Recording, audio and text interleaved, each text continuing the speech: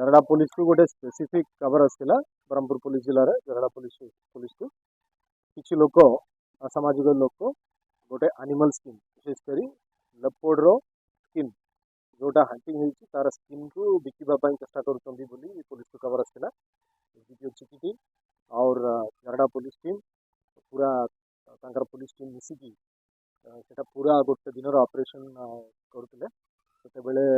जिते खबर पाइले एक्जाक्टली से टाइप पुलिस जो पाखक पहुँचले पुलिस उपरे अटैक करते पुलिस उपरे बांग फेंकू चेष्टा करते और खंडा बुलेले तापर से ओवरपावर करते पुलिस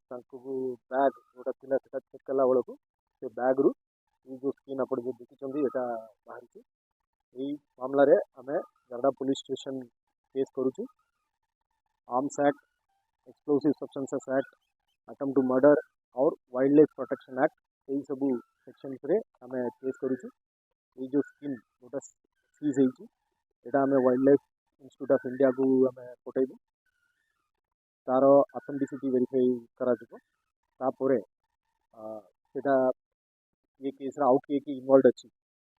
कोटी यहाँ शिकार होता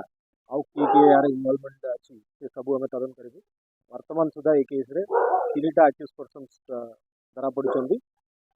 बाकी अक्यूज को पुलिस खोजी से स्पॉट रु जड़े फेरार खूब शीघ्र अरेस्ट कर